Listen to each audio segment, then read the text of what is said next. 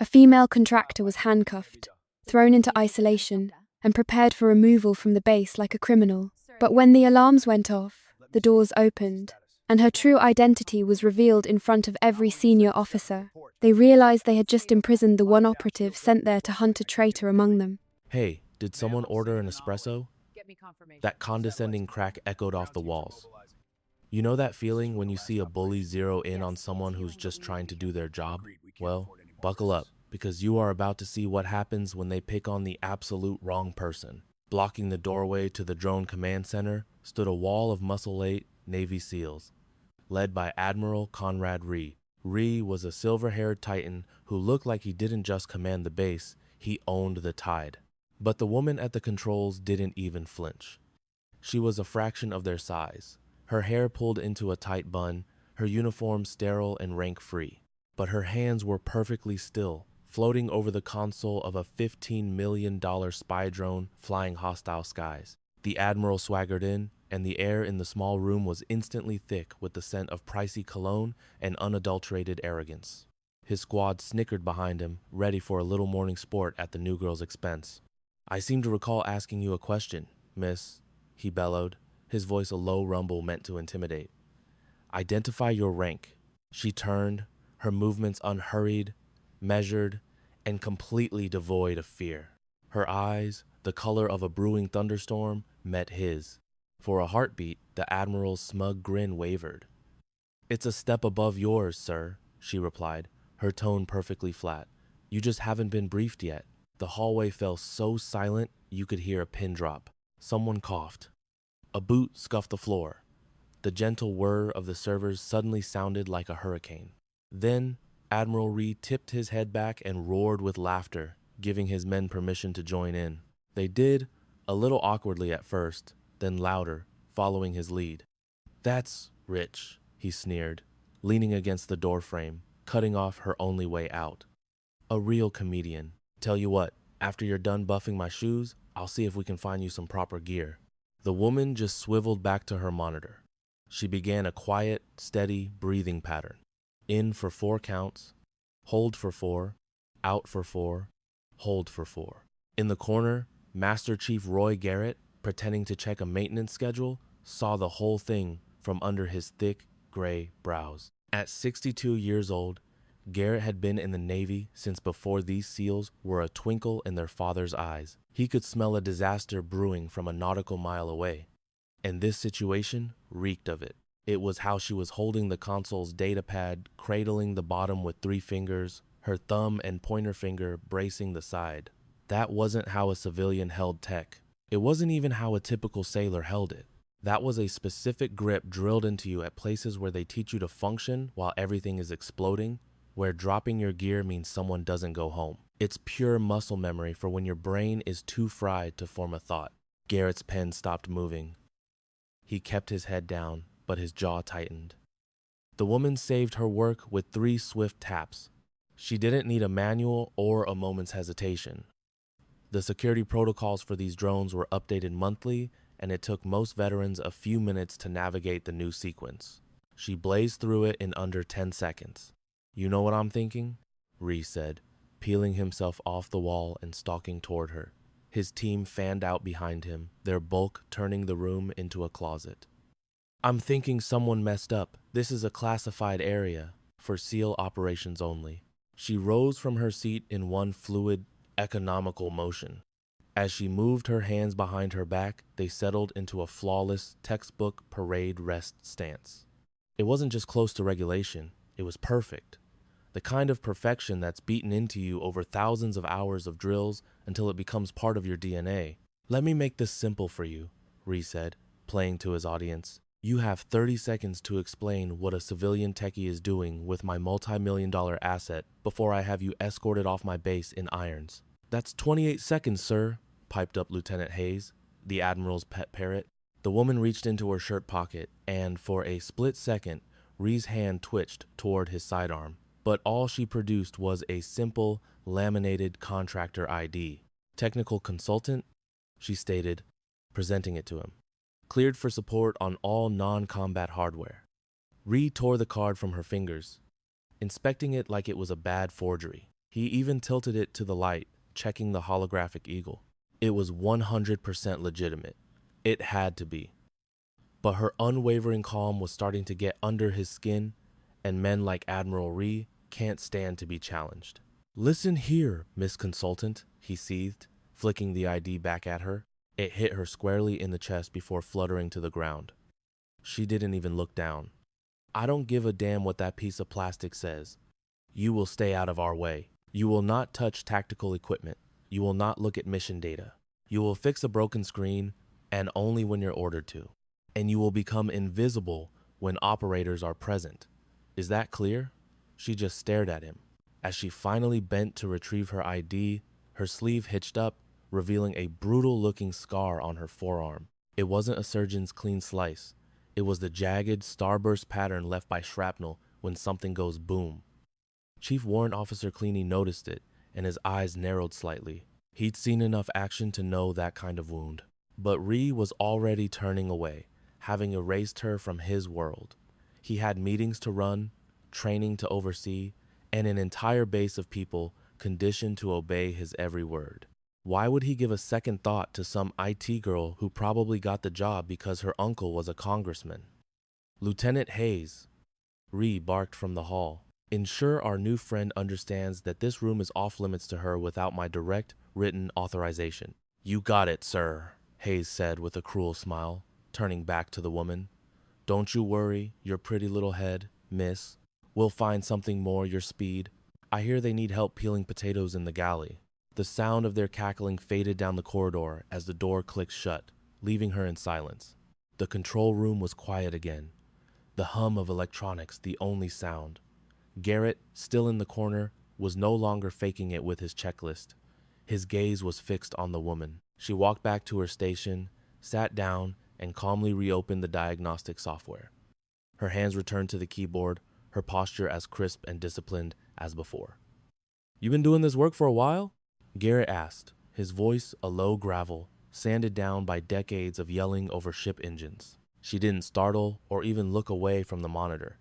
Long enough, Master Chief. She knew his rank without even looking at him. Interesting. Those login credentials, he pointed out.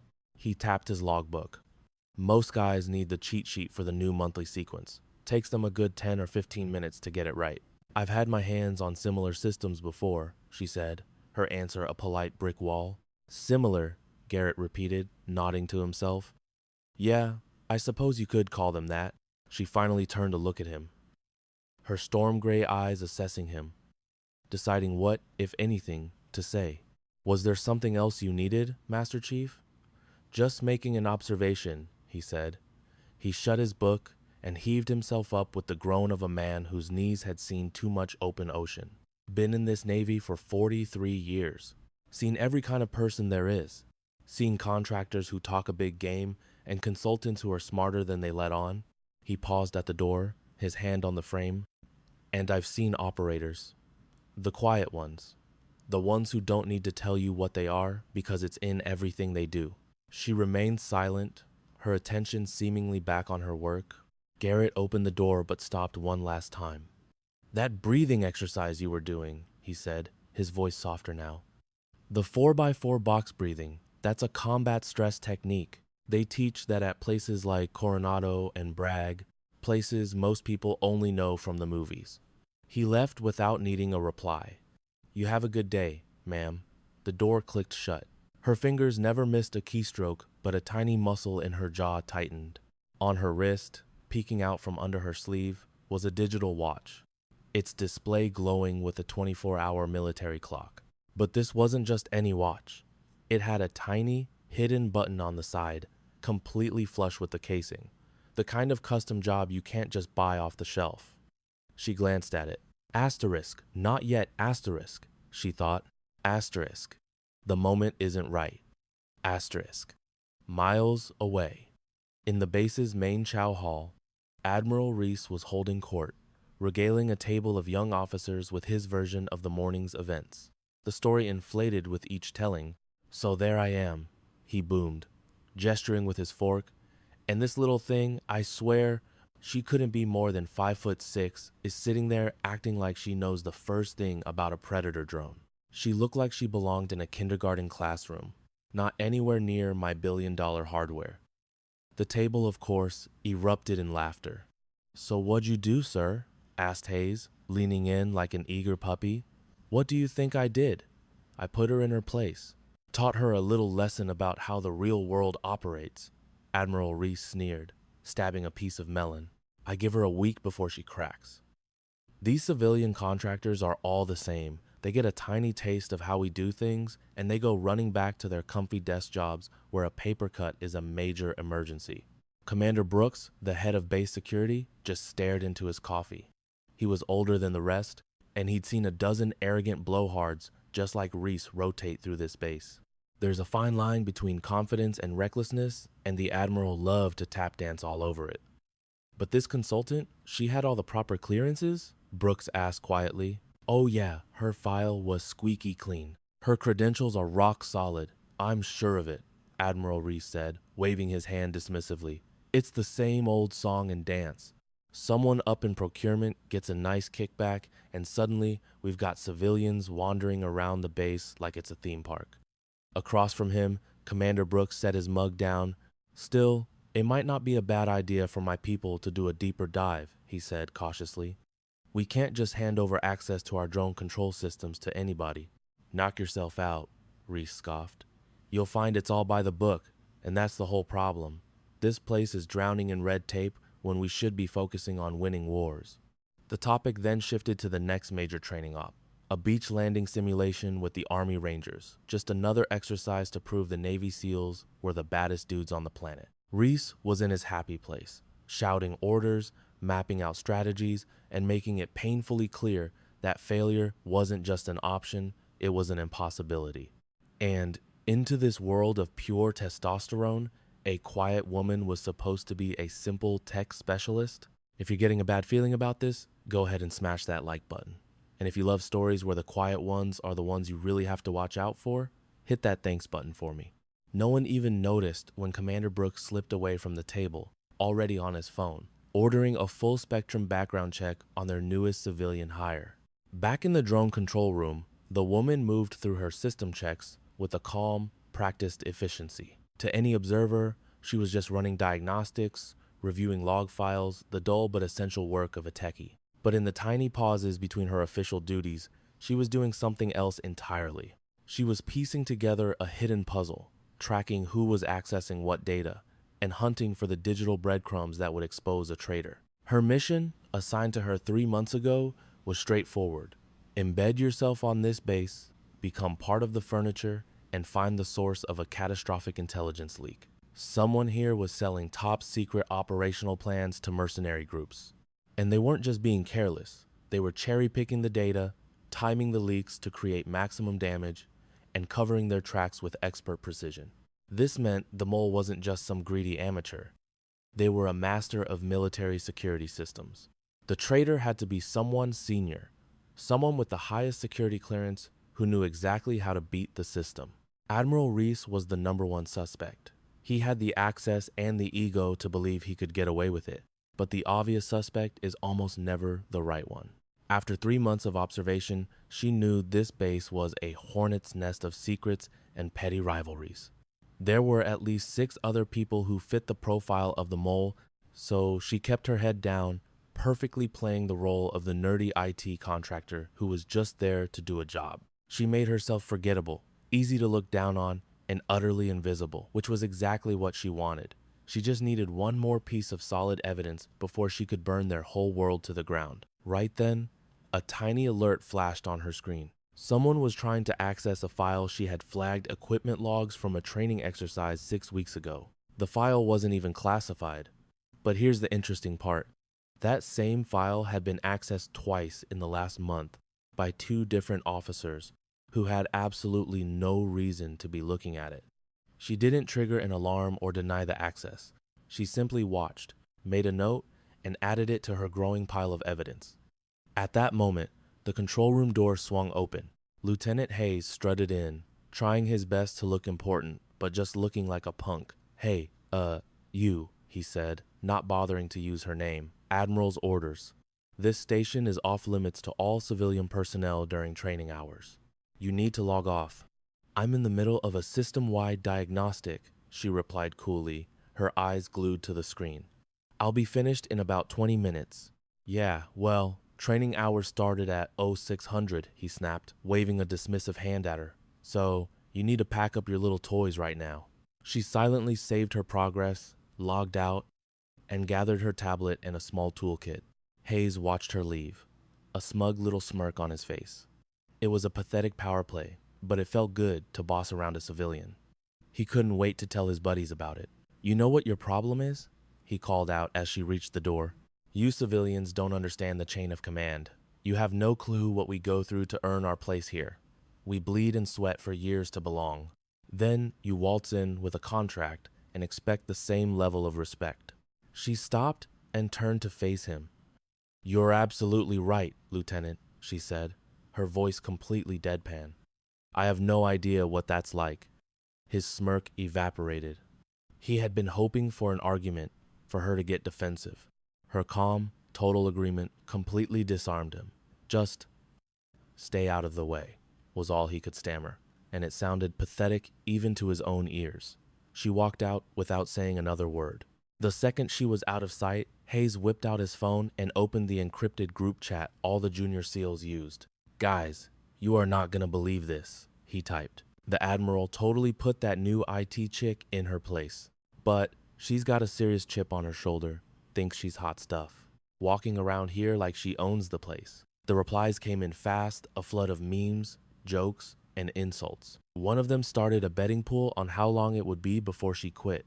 Another guy joked that they should make her their personal gopher.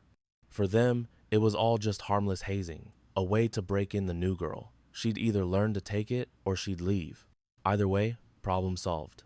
The story morphed and twisted throughout the morning, with guys adding their own embellishments until the real woman was lost and replaced by a cartoon caricature. By lunch, it seemed like the whole base was in on the joke, and the woman at the heart of it all sat alone in a corner of the mess hall, eating a sandwich that tasted like cardboard and humiliation. All around her, men were swapping stories, bitching about training, and gossiping about promotions. She just listened, tuning into the hidden frequencies of the room. She could see who the real leaders were, which cliques had the most influence, and who held the actual power, which often had nothing to do with the rank on their collar. Chief Warrant Officer Clene and his crew walked in. He spotted her, leaned over, and said something to his buddies. They all glanced her way, shared a laugh, and moved on. The sandwich felt like a rock in her stomach, but she made herself finish every bite. She focused on her breathing, dropping into the simple 4-count rhythm they drill into you until it's more natural than blinking. In for 4, hold for 4. Out for 4, hold for 4. It was the same breathing that had gotten her through Hell Week, SARE School, and missions so classified they were never officially recorded. My watch read 1337. My meeting was set for 1400 hours, just a routine check-in with the base's IT director. On paper, it was a mind-numbing review of software updates and network security protocols. The real purpose? It was a dead drop, a way to pass critical intel up the chain of command without leaving a single digital trace. I choked down the last of my sandwich, cleared my tray, and began the long walk back across the base, with the Pacific sun hammering down with a brutal heat. This wasn't a dry heat, it was a thick, soupy humidity that soaked through your clothes and made it feel like you were trying to breathe underwater. The IT building was an ancient concrete bunker, a relic from an era when the Navy thought a few feet of reinforced concrete could stop anything. Inside, the air conditioning was fighting a battle it had been losing for at least 40 years. Getting hassled first thing in the morning was becoming my least favorite routine. For the third time this week, they pulled me over right after I entered the main gate, demanding to see ID I had already shown them twice. It was all technically by the book, which somehow made the harassment 1,000 times worse. They knew exactly who I was. This was just their little power trip. If you've ever been the one everyone is trying to trip up, you know the feeling. What they didn't get was that I was the one setting the trap. Stick around, and I'll show you exactly how I turned their whole game right back on them. How long have you been assigned here? One of the security guards asked, his voice totally flat. 3 months, I answered, matching his tone. And your last posting? I'm a contractor, I said. We don't get postings. He gave me this smug little smirk. Right, your last time's assignment asterisk then. That information is classified. His smirk vanished. That was the line that always worked. The two of them shot each other a quick, nervous look. A civilian pulling the classified card is a huge red flag.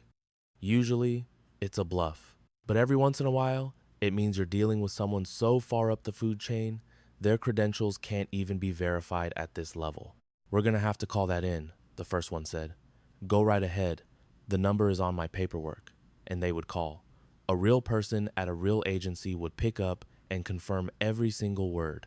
My cover was rock solid. They finally let me go around 4 p.m., but the message was clear. We're watching you. Little did they know, I was watching them too. The real mission had nothing to do with the boring network administrator job I was pretending to have. The real reason I was sleeping in a concrete box was that someone on this base was selling secrets, and I was here to find them. My living space was a joke, basically a concrete box with a cot and a desk that looked like a Cold War movie prop. It didn't bother me. I've slept in places that would make this room look like a 5-star hotel. I sat on the edge of the squeaky mattress and gave myself exactly 60 seconds. 1 minute to drop the mask, to just breathe and be a normal person. It was the only break I ever allowed myself. Then, the minute was up. Time to get back to work.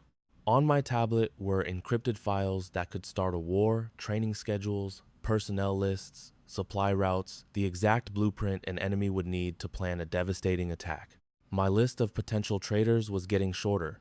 There was Reese, the commander who micromanaged everything. There was Hayes, a nervous guy who seemed like he'd jump out of his skin if you said boo. You had Klein, the tech chief who knew way more than his job description required. And then there was Brooks, the head of security, whose random inspections felt way too personal to be random at all. Any one of them could be the mole. I had to shake the hornet's nest until the guilty party flew out. And a few hours ago, I'd given that nest its first good kick. I had a meeting with the base's IT commander, James Walsh. His office was on the second floor, hidden behind a simple sign. Walsh was maybe 45, but looked closer to 60, worn down by years of staring at screens. He was a smart guy who had no idea that the woman walking into his office had a security clearance so high he wasn't even cleared to know it existed. Good, you're on time, he said, pointing to a chair buried under a mountain of manuals. Just push that stuff onto the floor. For the next 10 minutes, we had a mind-numbingly dull chat about firewall updates. It was the perfect cover. Finally, Walsh leaned back. I'm gonna go grab some coffee. Want anything? No, thanks. I'm good, I replied. The moment the door clicked shut, I was at his computer. Just as I'd predicted, he'd left it unlocked, a sloppy but common mistake. I navigated to a shared drive, buried 3 folders deep, and created a new encrypted file disguised as a system log. Inside, I dropped a package I'd built. Suspicious network patterns, odd file timestamps, and a list of user IDs that didn't belong. The upload took seconds. I wiped my tracks and was back in my chair with more than a minute to spare. Walsh walked back in holding 2 cups. Changed my mind about you, he said, placing one on my desk. You looked like you could use one. I took a sip. The coffee was awful, the kind of cheap government sludge that tasted like it was filtered through an old boot. But it was the perfect excuse to be there. The planted file was my first piece of bait. Now, it was time for phase 2. I set my alarm for 4:30 in the morning. I was going to hit the main control room right at the shift change, the perfect window of opportunity to dig a little deeper. 4 hours later, my watch vibrated me awake. I dressed in the dark and headed out into the eerie quiet of the pre-dawn base. I swiped my access card at the control room, and the lock clicked open. Inside, a single young operator was slumped over his console, looking half asleep. Morning, I said. He nearly jumped out of his skin. I gave him a bland excuse about running diagnostics. Oh, yeah, makes sense, he said, grabbing his coat, thrilled to be leaving. Everything's green. We had one little flicker on the satellite link around 0300, but it fixed itself. I'll check the logs, I told him. As soon as he was gone, I dove into the system's core. And that's when I found it. The flicker was a massive data transfer. Someone had used a remote access point to log in, download a tiny, heavily compressed file, and vanish. To anyone else, it would look like a system hiccup. But the digital fingerprint, the IP address, led straight back to the Admiral's private office, a building that was supposed to be completely locked down at 3 a.m. I snapped a photo of the screen with my tablet, instantly encrypting the proof. It wasn't the Admiral. He was halfway across the world. It was someone who had his access, someone who felt untouchable. It was Brooks, the head of security, the man behind the constant harassment. It all clicked into place. The next morning, I planted one last piece of bait, a fake file labeled next deployment schedule on the same server, and set up an alert. An hour later, my tablet buzzed. The file had been accessed. From the Admiral's office, I walked straight to the main security hub, where the same two guards who always hassled me were standing watch. I didn't say a word. I just plugged my tablet into the main monitor. On the screen, crystal clear security footage popped up, footage from a tiny camera I'd hidden in the Admiral's office the day before. It showed their boss, Brooks, sitting at the Admiral's desk, downloading my fake file. Their faces went pale. The ultimate revenge wasn't just catching him, it was having the very men he used to intimidate me place him in handcuffs. My job was done. As I drove off the base for the last time, I realized the most important lesson. The biggest walls can't protect you from a threat that's already inside. But with a little patience, even the smartest traitors eventually trap themselves. And just what do you think you're doing?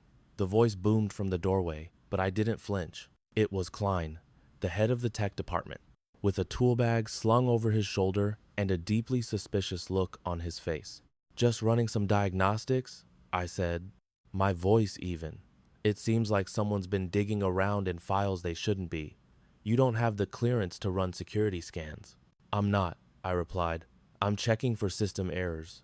Looks a whole lot like a security scan from where I'm standing. He shot back, walking over to the console to look over my shoulder. His eyes scanned the data streams on my screen, and I watched his suspicion melt away, replaced by pure, unfiltered shock. He knew exactly what he was looking at. For a long, tense moment, the only sound was the low hum of the server racks. You need to log off this system, Klein said, his voice sinking to a low, dangerous rumble. Right now. Just give me one more minute. No. Now. He reached down, his hand hovering over the radio on his hip. Or I'm calling this in to base security. I saved my work, logged out, and stood up to face him. Chief Klein. If someone on this base were selling our secrets to the enemy, wouldn't you want to be the one to stop them? What I want, he growled through clenched teeth, is for civilian contractors to do the job they were hired for.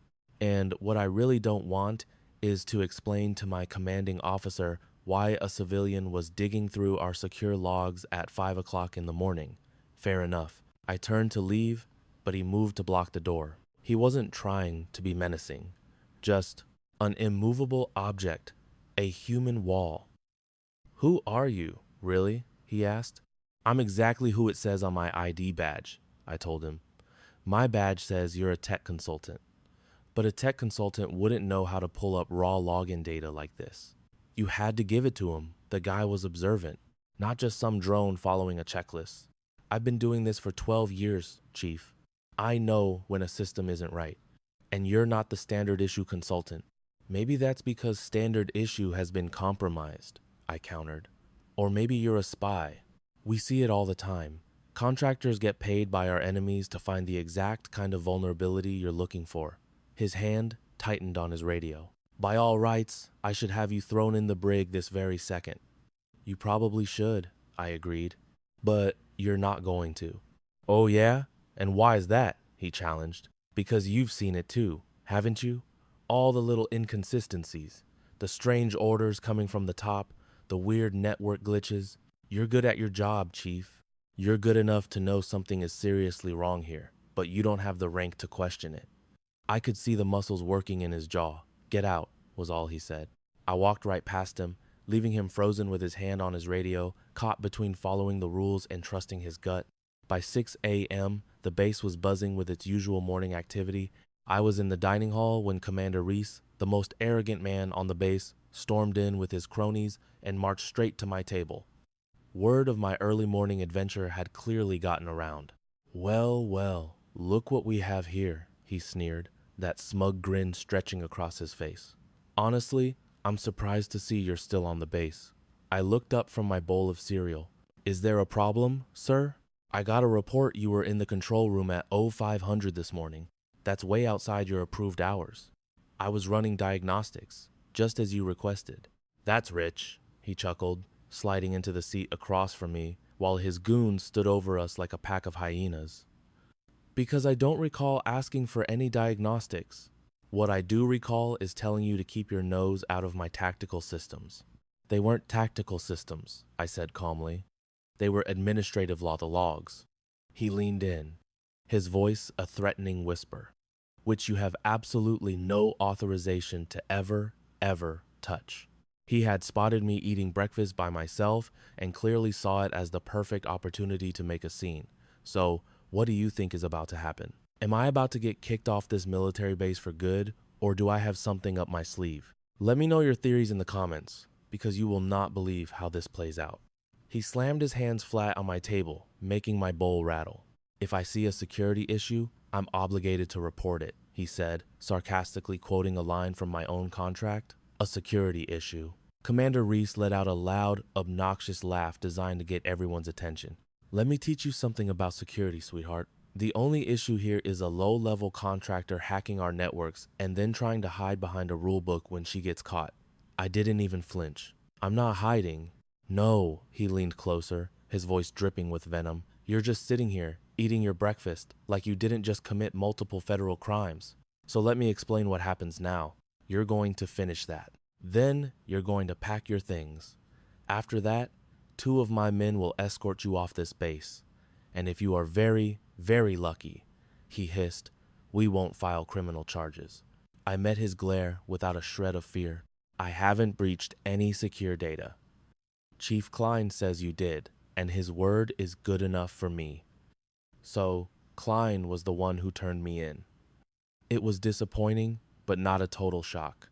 In that case, the chief can present his evidence through the proper channels. "Proper channels?" Reese's face started to turn a blotchy red. "You think you can call a lawyer and wiggle out of this? You think the rules apply when I have you dead to rights?" I let the silence stretch out, letting the tension in the room become so thick you could almost feel it. "With all due respect, Commander," I said, my voice as solid as steel, "if you're going to accuse me of a crime, you should probably get your facts straight first." "My facts are straight. You were in a restricted area, at an unauthorized time, looking through files you had no right to see." I calmly took another sip of my water. "System access logs aren't classified, sir. They're just basic administrative records. Anyone with low-level clearance can look at them." "Not at 5 in the morning. They can't," he shouted. "The time of day doesn't change a document's classification level." Reese slammed his hands on the table again. "You're finished. I'm calling security." He fumbled for his radio. "Base security, this is Commander Reese. I need a detention team at the enlisted dining hall. Now, we have a contractor in the middle of a major security breach." The radio crackled in response. "Copy that, Commander. A team is en route." I didn't try to run. I didn't argue. I just sat there, using that calm, 4-count breathing technique I had mastered years ago. My eyes locked on his, as cold and gray as a stormy sea. In under 3 minutes, 4 military police officers in full body armor marched in, pistols holstered at their hips, the full intimidation package. The officer in charge saluted Reese. "Sir, this contractor was caught accessing classified data without clearance. Take her into custody for immediate questioning." "Yes, sir." The officer turned to me. "Ma'am, I'm going to need you to stand up slowly, and please keep your hands where I can see them." I did exactly what he said, setting my spoon down gently and pushing my chair back. My hands held open and away from my sides. The entire dining hall had fallen completely silent. Every single person was staring at me. This was going to be the story of the week. That cocky contractor who acted like she owned the place was finally getting what she deserved. "Hands behind your back, ma'am." I complied without saying a word, feeling the plastic zip ties tighten around my wrists. They weren't tight enough to cause pain, but they were definitely tight enough to send a message. Are you carrying any weapons? The MP asked. No, we're still going to have to search you. I understand, I said. The search was professional and fast. They patted me down, checked my pockets, and took my tablet, my ID, and my phone. But they didn't give a second glance to the simple digital watch on my wrist. To them, it was just a watch. Where are we taking her, sir? The MP asked the commander. The brig. Put her in cell 3. I want her on total lockdown. The military policeman paused for a second. Sir, cell 3 is for high-risk detainees. Are you questioning my order? Reese snapped. No, sir. They marched me out of the dining hall in front of everyone. A walk of shame for the whole base to see. I saw someone snap a picture with their phone. The gossip would be everywhere in minutes.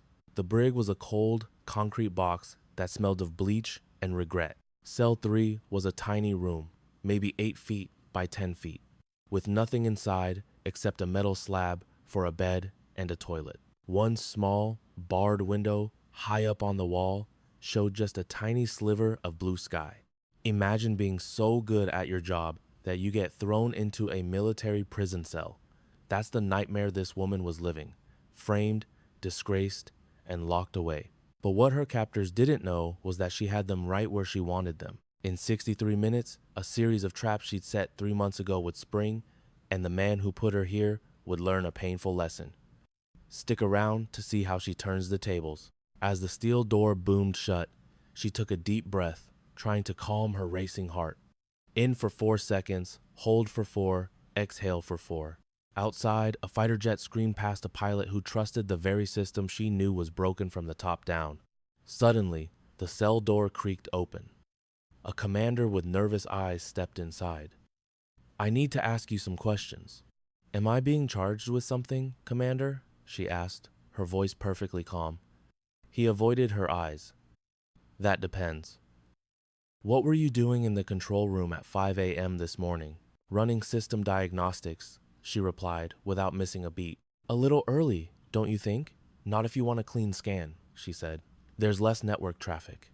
He flipped through his notes. It says here you were accessing user authentication records. That's standard procedure, she replied, but a tiny smile played on her lips. If the chief says otherwise, then the chief is mistaken. The records also show you were poking around files connected to Admiral Reese's office. The commander, Brooks, pressed on, his voice full of accusation. She looked him straight in the eye. No. The records show I was investigating a pattern of highly unusual data access that just happened to be coming from the Admiral's terminal. Brooks scoffed. And you didn't report this? My job is to confirm a threat before I cause a panic, she said. I wasn't in his files. I was in the access logs. Logs that show someone used his codes to download top-secret intel at 3 in the morning. Commander Brooks froze. This was way above his pay grade. Are you saying the Admiral was hacked? He asked, the words catching in his throat. I'm saying his credentials were used, she answered, choosing her words with surgical precision. Who used them is the real question. Brooks knew he was in the middle of a political minefield. I'm gonna have to verify every word of this. I would hope so, she said. He paused at the door. Who are you? Just a tech consultant, she replied. But her eyes told a different story. Don't move, he said, then slammed the door. The clock on the wall read 3:30 p.m. She knew the first of her secret programs was about to activate.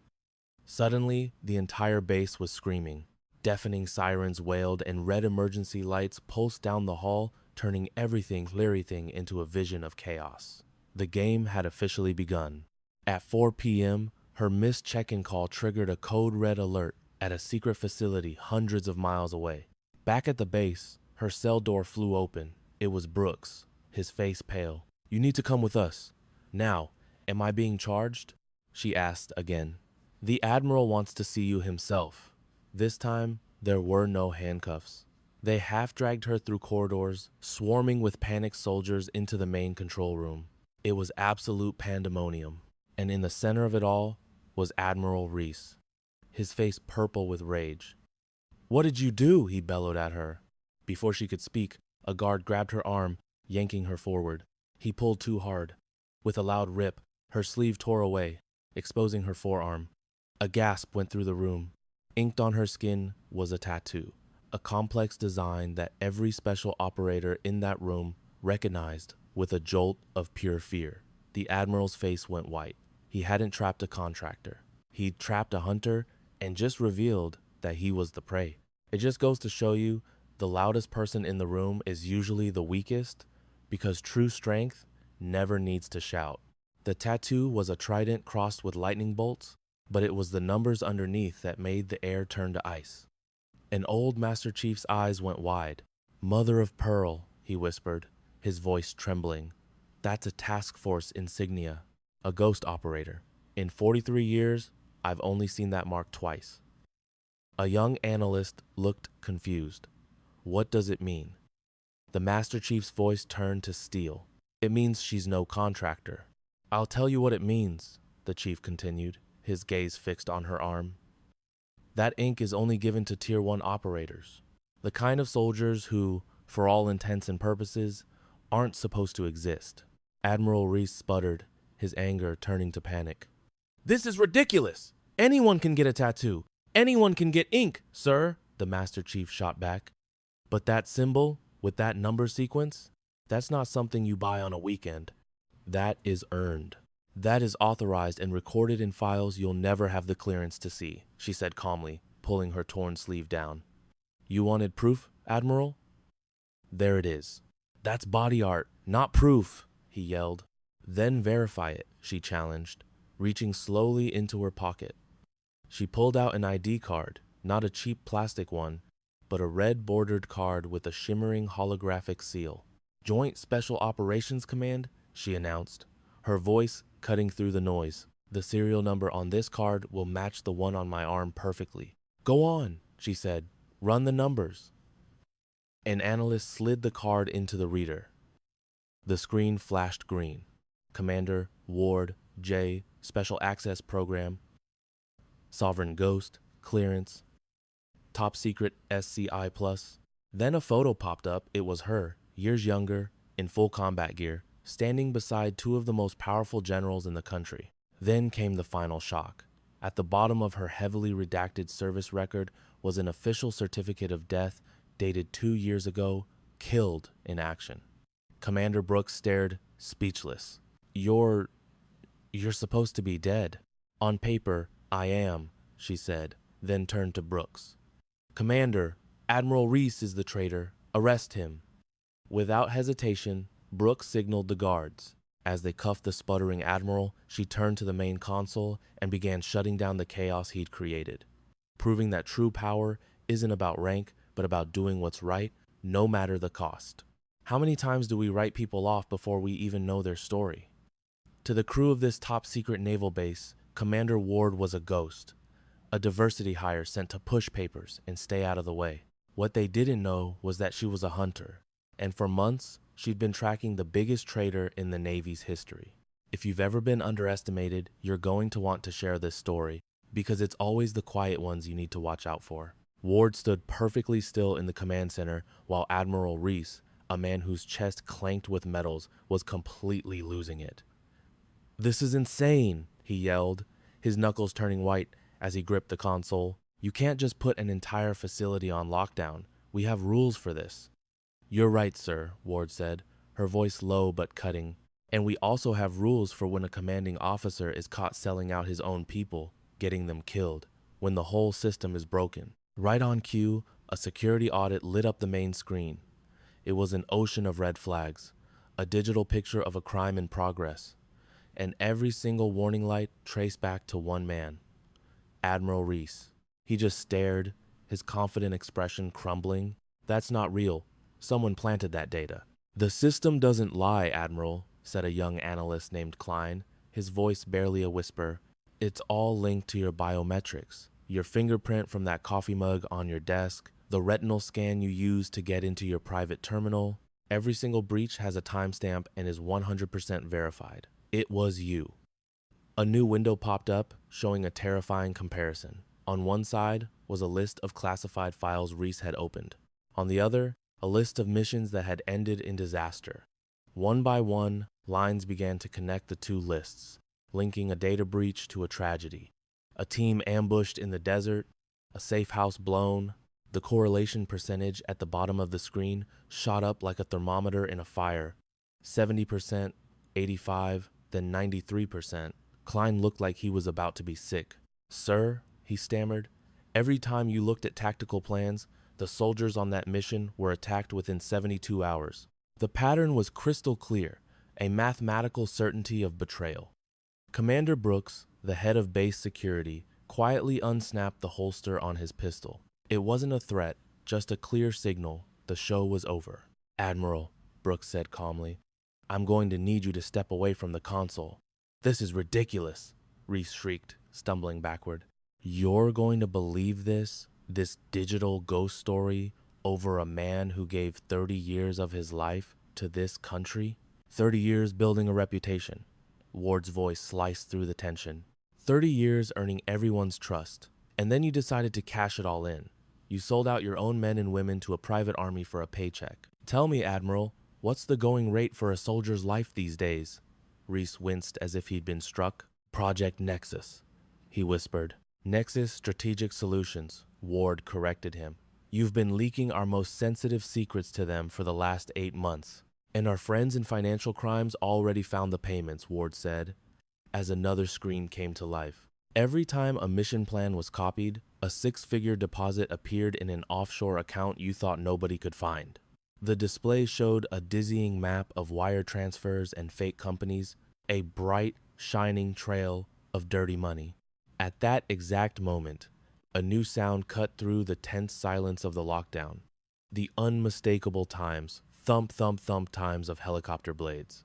4 Black Hawks were landing on the helipad, not the usual transports, but heavily armed command choppers. The kind that only show up when a 4-star general is visiting or when things have gone very, very wrong.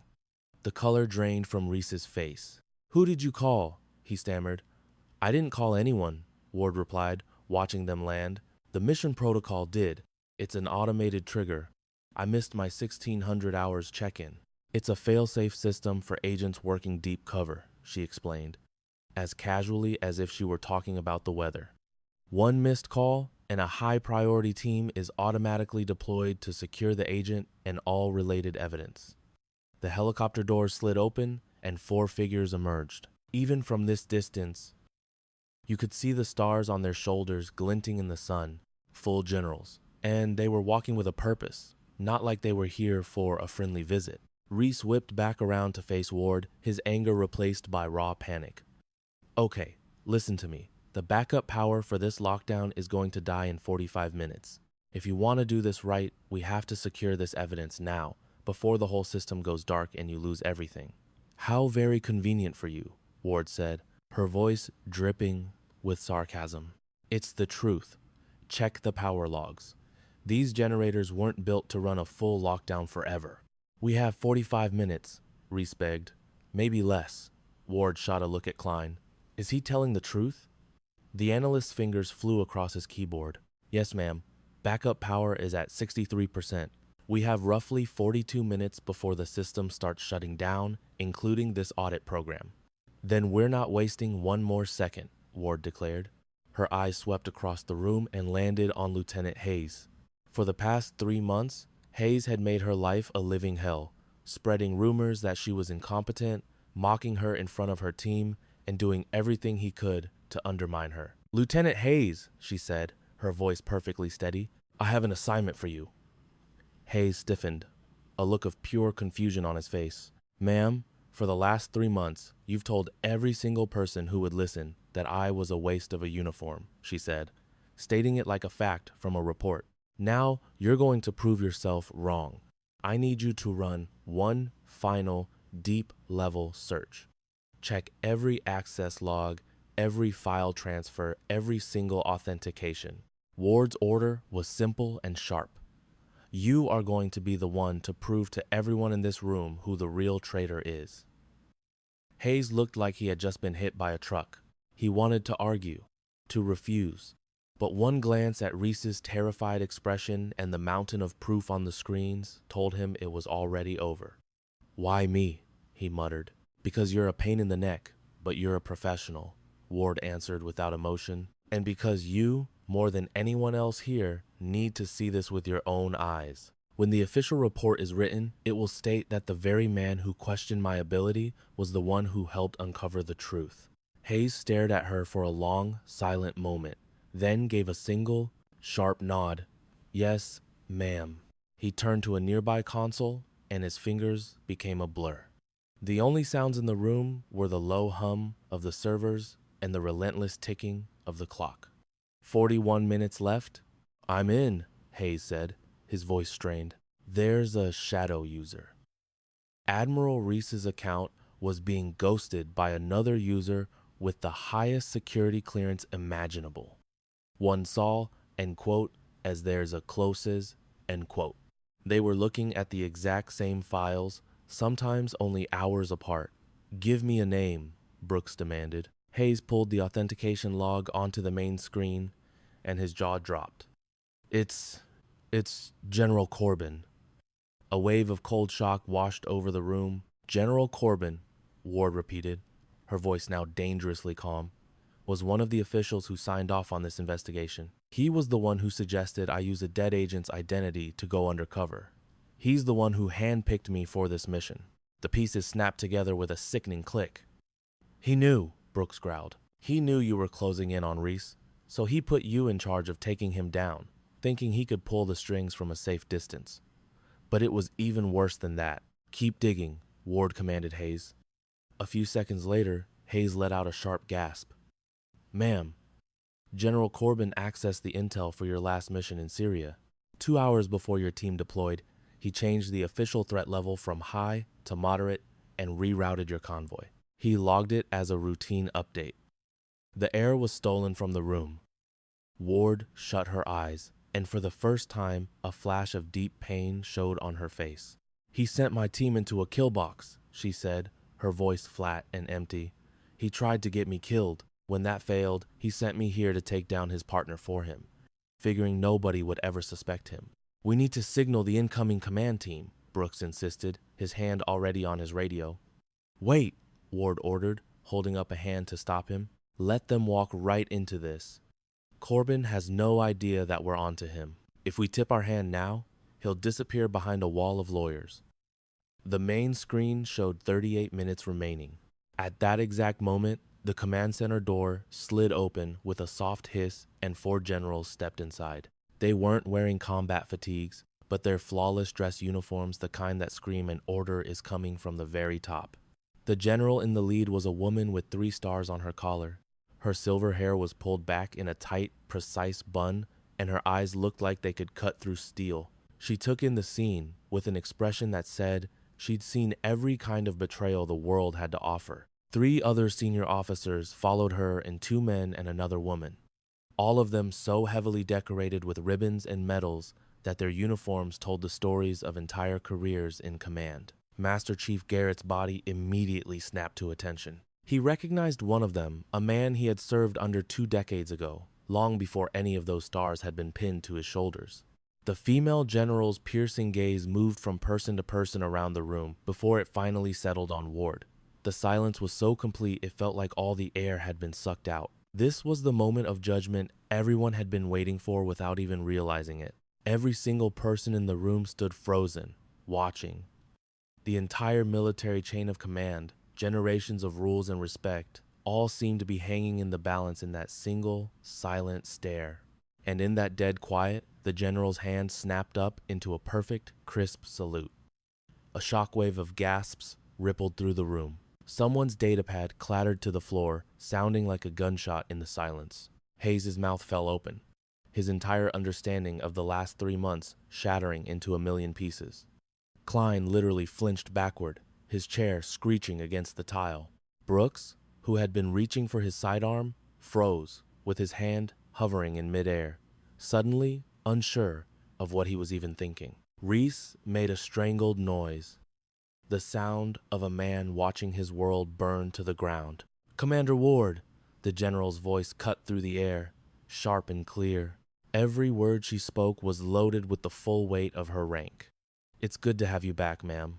Immediately, The other three generals followed her lead, their arms moving in perfect unison as they saluted. These were not casual gestures. They were sharp, respectful salutes given between equals, vaporizing any doubt about who Ward truly was. As Ward returned the salutes, her entire demeanor shifted. It was a subtle transformation, but it changed everything. She was no longer the quiet analyst trying to fly under the radar or the civilian target of their condescension. She stood like an officer, a commander, a woman who had earned this moment through 12 years of bloodshed, sacrifice, and impossible decisions. General Hartwick. Ward's voice was different now, still quiet, but with a new layer of command she'd kept concealed. I appreciate the prompt arrival. We were on standby the moment you missed your check-in, Hartwick shot back. The second this base went on lockdown, we were wheels up. Her gaze then shifted to Reese, and the room's temperature seemed to plummet. It was the kind of stare that could make a battle-hardened soldier sweat ice. Admiral Conrad Reese, she said, her tone formal and freezing. I am General Patricia Hartwick of the Joint Special Operations Command. You are hereby under arrest for multiple violations of the Uniform Code of Military Justice, including but not limited to the unauthorized dissemination of classified intelligence, conspiracy, and conduct unbecoming an officer. Reese's voice was just a dry, cracking whisper. This is all based on a pack of lies. The evidence, another general interjected, stepping forward, his uniform a testament to a long and decorated career, was gathered during a 3-month direct surveillance operation by one of our most decorated field agents. Commander Ward has been deep undercover in this facility since August, observing, recording, and building a case that is absolutely airtight. Every file you illegally accessed, every dollar you funneled, every encrypted message you sent, it's all been logged on secure servers you didn't even know existed. Hayes could only stare at Ward like he was seeing a ghost, and in a way, he was. The contractor he'd mocked, the civilian he'd dismissed, the woman whose every call he had second-guessed. It was all an act. You were JSOC the entire time? He stammered out. Every joke I made, every rumor I started. His voice cracked with shame. Ma'am, I am so incredibly sorry. We can address that later, Lieutenant. Ward cut in, her tone all business. Right now, I need those server logs.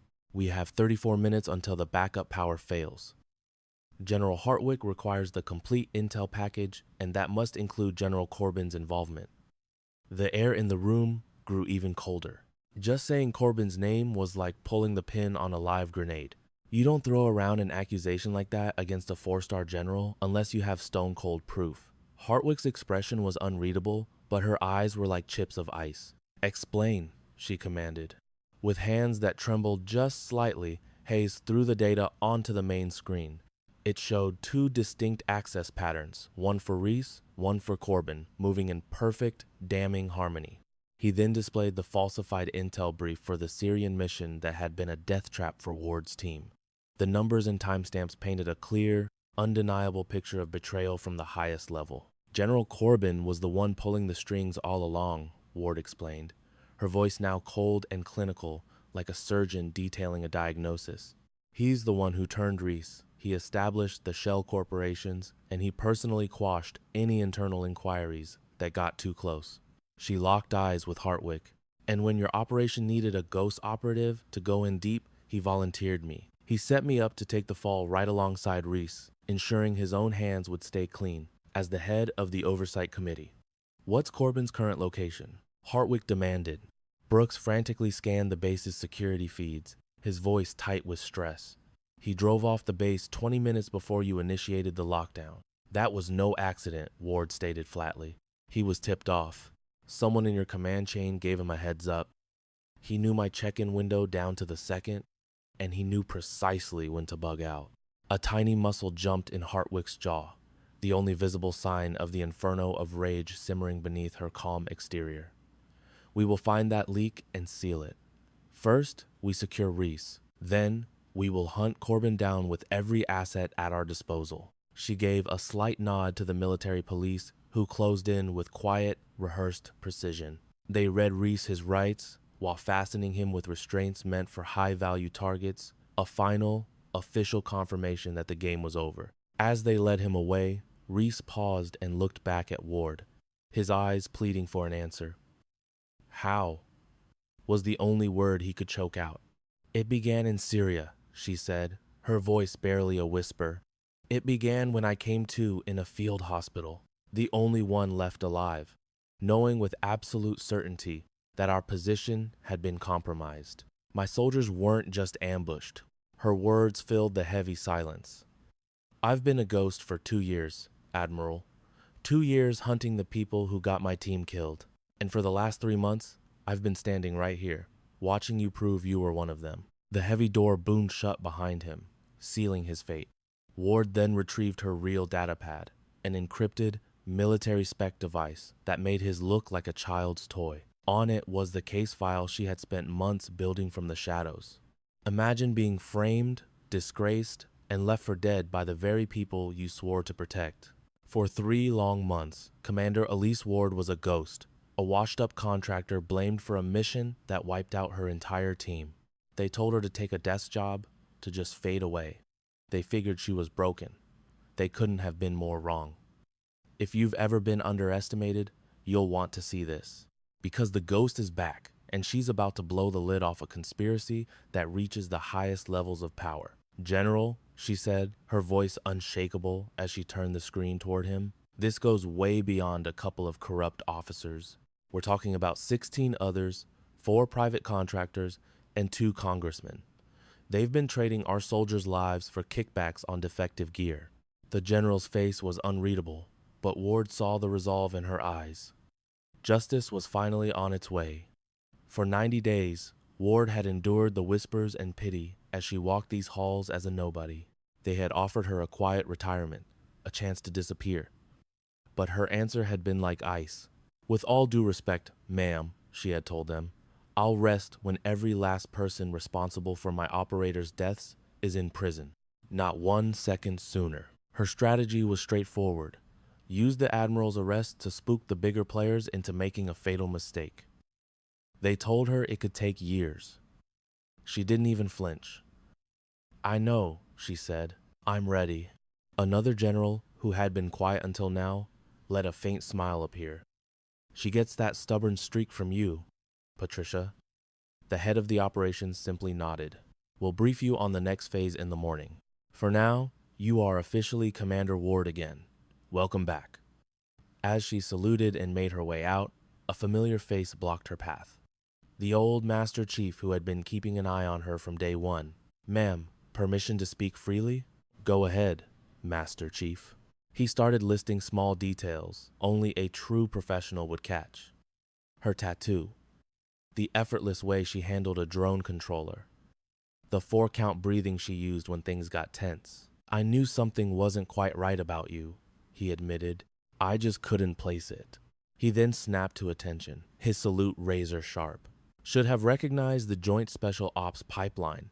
I went through that same hell myself back in '98. For the first time, a small smile touched Ward's lips. You have a flawless service record, Roy.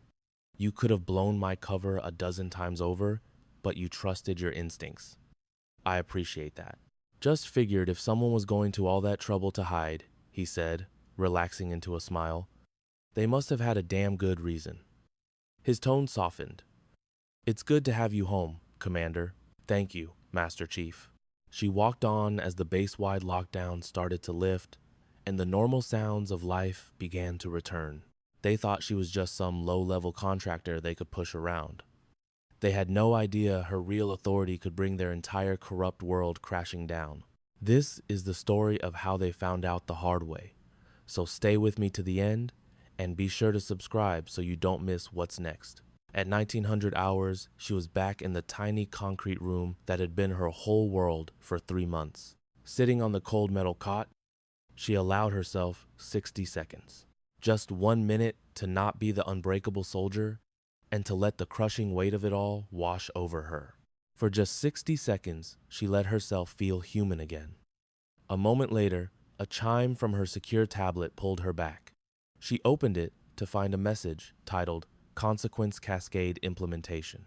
It was beautiful. It detailed the immediate arrest of the admiral, authorized surveillance on his boss, and launched investigations across 12 military bases. It even outlined new reforms to stop this from ever happening again. It was real. The system was finally starting to burn out the infection she had exposed. It wasn't a cure, but it was a start. A darn good start.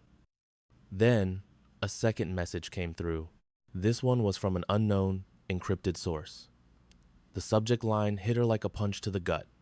Tower 4 sends regards. There was no text, just a single attachment. It was a grainy photo of a compound in Syria, dated 2 years ago. A red line marked the exact route her team's convoy had taken, right into the ambush. Someone had been documenting their last moments. In the corner of the picture, a shadowy figure stood on a rooftop, holding what looked like a radio or a detonator. Someone was there. Someone watched her team die. Someone who set the whole thing up.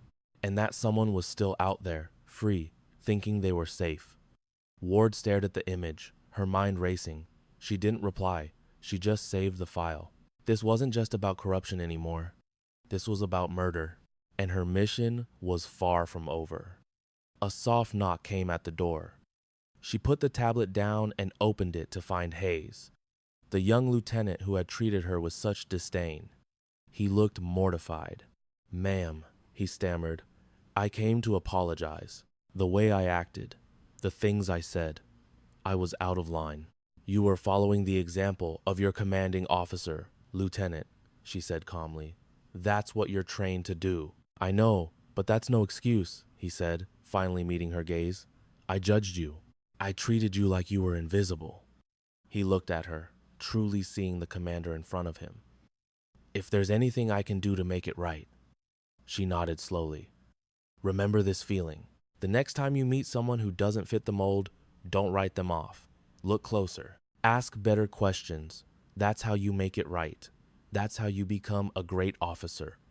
"Yes, ma'am, I will." He saluted, and as he walked away, he looked like a man who had just been given a second chance. She closed the door, her eyes drawn back to the tablet. The photo from Tower 4 was a silent challenge. It was a thread that led to a darkness far deeper than she had imagined, a place she now knew she had to go. She opened a new message to the mysterious sender and typed 2 words, "I'm coming." She hit send. A promise launched into the digital darkness. The ghost who had been hunting was now being hunted by another. Outside, the Hawaiian sunset bled across the sky, a beautiful illusion of peace in a world where the most important wars are always fought in the shadows. Right now, the admiral she'd taken down was sitting in a cold cell, watching his empire crumble. In Washington, analysts were pulling on the threads she gave them, unraveling networks he'd spent decades building. And somewhere out there, the people who thought they had gotten away with murder were about to feel a chill they couldn't explain. Because the person who watched her team die 2 years ago, the one who felt so untouchable, they were wrong. She was patient, she was methodical, and she would never stop. She lay back, her breathing falling into the steady, 4-count rhythm that had kept her alive all this time. Tomorrow would bring new briefings and new enemies. But tonight was a victory. It wasn't the end of the war, but it was a battle won, and that was enough. Her watch read 2,200 hours. In 10 hours, she'd have new orders. In 11, she might have a new name and a new face. But for tonight, she was Commander Elise Ward. She had fought, she had won, and her mission was continuing. Back at headquarters, on a quiet memorial wall, a small, coded update would soon appear next to her name. Return to active service. Classification restricted. Most people wouldn't understand what it meant, but the operators would know. They'd know the ghost had come home, and they would raise a quiet glass to the woman who proved that sometimes the only way to win a fight is to let the world think you're already dead. You see, real justice isn't loud. It's quiet and patient. It moves in the shadows, hidden in encrypted files. And it never, ever stops until every last bit of the rot has been burned away. Looking up, she saw the same stars she used to use for navigation, the only reliable points in a world of pure chaos. A new battle would start tomorrow. But for tonight, after a long and painful fight, the truth had finally won. Commander Elise Ward took a long, deep breath, and for the first time in what felt like forever, she let herself actually rest. It really goes to show that every single person has a story that most of us will never see. If you take the time to really pay attention, you'll be astonished by what you can discover. Thanks for listening all the way to the end.